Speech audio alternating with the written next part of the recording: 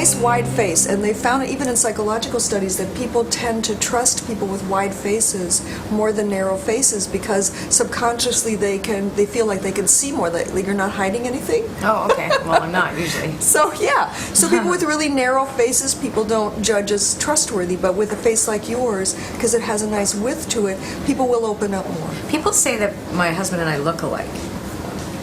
It's a similar nose. You have a similar nose, okay? Similar nose, but in our big eyes. Well, he has different eyes, so I'm looking into his eyes.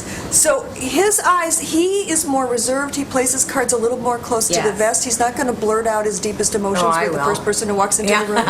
And your eyes are held differently, so you'll tell anybody anything. You're an open book. Yes. You'll be totally open with them, and that's another reason why people trust you. Right. It's not that they don't trust people with eyes like Mark, but they will be less likely to expect him to share his deepest feelings on first meeting. Exactly. Okay. And so you're a good combination for each other. We are. Nice balance. Okay. But you do have similar noses, which is about potential for personal power. Ooh. So this is a very good thing. So it's almost like you're on similar paths, but just in kind of parallel paths. Okay. Oh, and so one last thing. Okay. So and then tell me about this piece. Oh, yes. Sorry. Well, let's do that first. So this, the area between the eyebrows is actually a really important part of your face. In Chinese face reading, they call it Father's blessing.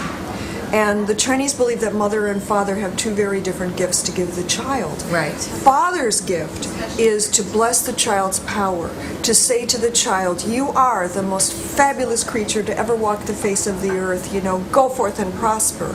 And of course, most fathers succeed kind of on a range, some not so good a job.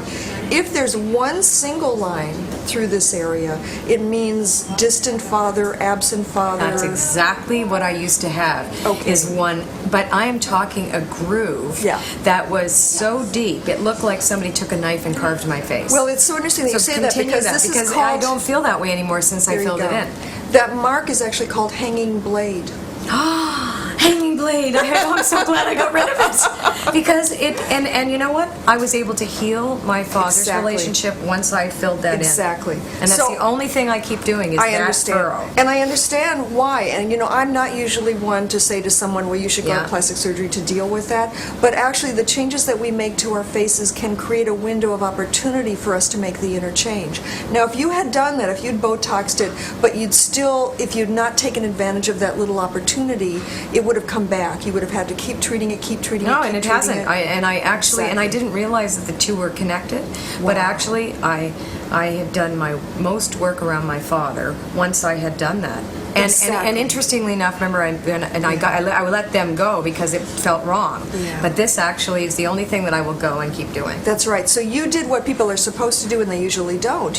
We get wrinkles because of issues in our lives, emotional issues. And what about these going well, like so that? Here, but just to finish this comment. So most people get the change. That's right. Well, I got to stand up for myself. My cheeks bigger. Most people make the change, the cosmetic change to their face, but they don't make the corresponding inner change, and so the wrinkles come back. I've had people tell me I had a complete facelift a year and a half ago, and all the wrinkles have come back in a year and a half. So they don't recognize that the wrinkle on their face is indicative of some emotional issue they may have to deal with. If they did what you did, which is deal with the emotional issue, then the wrinkle doesn't return, the issue's gone, they've healed that issue. So it can be wonderful to read the information there to figure out, why things are going on, why we have the feelings that we do, what it relates back to. So you asked about the horizontal wrinkles, which you don't have. Yeah. Okay. So the forehead, one of the things it represents also is the decade of our 20s in our life experience. So you could have them.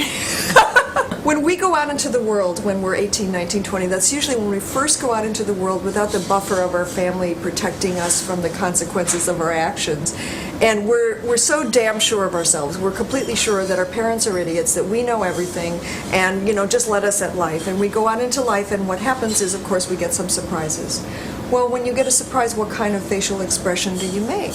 You raise your eyebrows. and you start making all these little horizontal lines on your forehead. So the common explanation is the more surprises you had in your 20s, the more lessons that you learned in your 20s, the more horizontal lines you'll have on your forehead. It's not a bad thing, it's just indicative that someone had some pretty strong life experiences.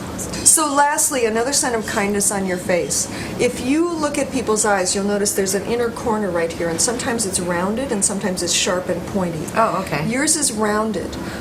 What that means is tactfulness with other people, kindness with other people. You're careful with your words. The inner corners of our eyes have to do with how we communicate what we're about to say. What does my husband have? Yeah, we'll have to take a look here. Oh, well, let's see. Come a little closer.